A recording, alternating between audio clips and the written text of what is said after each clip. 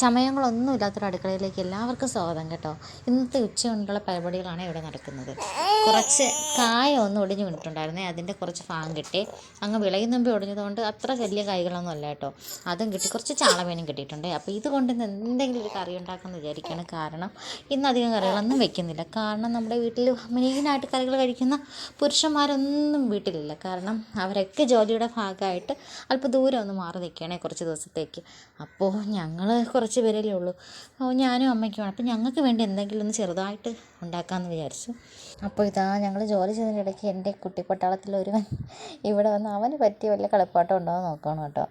അവനല്ലേ ഈ അടുക്കള സാധനങ്ങളോടാണ് കൂടുതൽ താല്പര്യം. നമ്മൾ വാങ്ങിച്ചു കൊടുക്കുന്ന കളിപ്പാട്ടമൊക്കെ അധികം നേരം അങ്ങനെ വെച്ച് കളിക്കില്ല കേട്ടോ. കുറച്ച് നേരമൊക്കെ വെച്ച് കളിച്ചിട്ട് അവൻ അതെടുത്താൽ കളയും. അവൻ ഈ അടുക്കളയിലുള്ള ഈ സാധനങ്ങളൊക്കെ തന്നെ ഇഷ്ടം. ഗ്ലാസ്സോ കുഞ്ഞ് സ്പൂണോ കിണ്ണങ്ങളോ വല്ല എന്തെങ്കിലും ഇതുപോലെ വട്ടിയോ കുട്ടിയോ കൊടുത്ത് അവൻ അതെടുത്ത് വെച്ച് കളിച്ചോളും കേട്ടോ. ഇവിടെ അമ്മ മീൻകറിക്കുള്ള അരപ്പരയ്ക്കുന്നു. ഞാൻ തോരത്തിനായിട്ട് തേങ്ങയും തിരുവാണേ. അപ്പോൾ കുറച്ച് തേങ്ങ, ആവശ്യത്തിന് കുറച്ച് തേങ്ങ എടുത്തിട്ടുണ്ട്.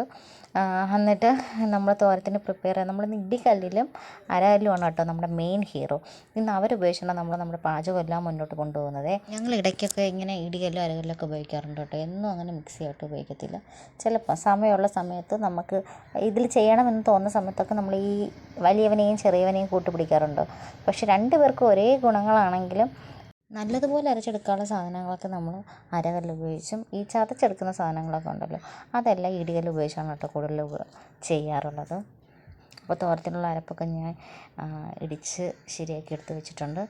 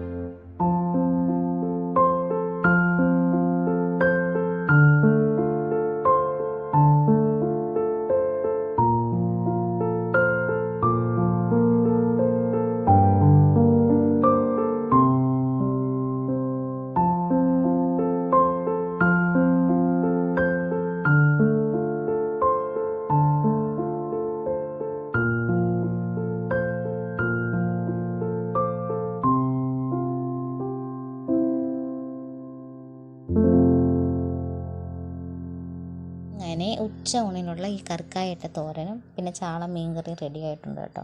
ഇന്ന് ഞങ്ങൾക്ക് ഇതാണ്. ഇതിൻ്റെ കൂടെ ഇനി ഇച്ചിരി അച്ചാറും കൂടി ഇരിപ്പുണ്ട്. ഞങ്ങൾ അതും കൂടെ കൂട്ടിയാണ് ഇന്ന് കഴിക്കുന്നത്. അപ്പോൾ ഇന്ന് വലിയവൻ്റെയും ചെറിയവൻ്റെയും സഹായത്തോടെ ഞങ്ങൾ 2 കറികളും വെച്ച് കഴിഞ്ഞ് ഞങ്ങളുടെ വീട്ടിൽ വേറൊരു വലിയവനെയും ചെറിയവനെയും കാണിച്ചു തരാം കേട്ടോ. ഒന്ന് വലിയവൻ ഒന്ന് ചെറിയവൻ. ഞങ്ങളുടെ അടുക്കളയിൽ ഇത് എല്ലാവരുടെ വീട്ടിലും ഇപ്പോൾ ഉണ്ടോ എന്ന് എനിക്കറിയില്ല. ഞങ്ങളുടെ അടുക്കളയിൽ ഇപ്പോഴും ഞങ്ങളിത് ഉപയോഗിക്കുന്നുണ്ട് കേട്ടോ.